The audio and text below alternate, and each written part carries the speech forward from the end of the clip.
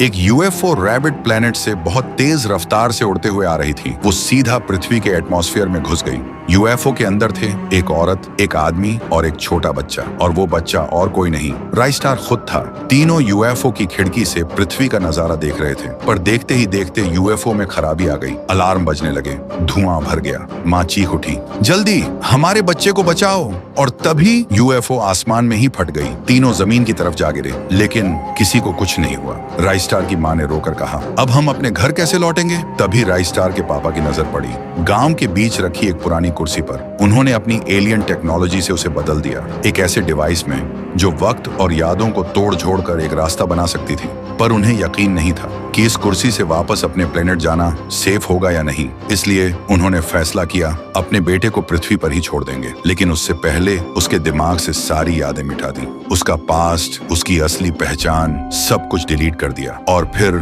माँ बाप उस कुर्सी पर बैठे और पल भर में गायब हो गए। लेकिन खिड़की के पीछे खड़े दादाजी ने सब कुछ अपनी आंखों से देखा। वो पल भर के लिए हक्का बक्का रह गए, लेकिन अगले ही पल उन्हें समझ आ गया, ये बच्चा अब उनका है और इसे दुनिया से बचाना होगा। फिर दादाजी ने राइस्टार को अपने कमरे में ले आए। लेकिन जब गांव वालों को असली बात का पता चला तो सब भड़क गए, सब चिल्लाने लगे, तुम इस अजीब और अलग दिखने वाले प्राणी को अपने घर में कैसे रख सकते हो? इससे पूरे गांव को खतरा हो सकता है। दादाजी रोते हुए बोले, ये कोई अजीब प्राणी नहीं है, ये मेरा पोता है और ये हमेशा मेरे साथ ही रहेगा। अगर कभी इसने गांव को कोई दिक्कत दी तो मैं खुद इसे यहाँ से ले जाऊंगा। ये सब देखकर राइस्टार के दिल में तूफान उठा और उसे सब कुछ समझ आ गया। तभी आसमान में एक यूएफओ उड़ता हुआ दिखाई देता है। वो सीधा चौक के ऊपर रुकता है और यूएफओ से उतरे राइस्टार के माँ बाप वो कहने लगे, बेटा हमें खुशी है कि तुम्हें सब याद आ गया, हम बस इसी दिन का इंतजार कर रहे थे। बेटा चलो अपने घर, हमारे साथ वापस चलो। राइस्टार सुनते ही खुश हो गया, लेकिन वो आंसुओं के साथ बोला,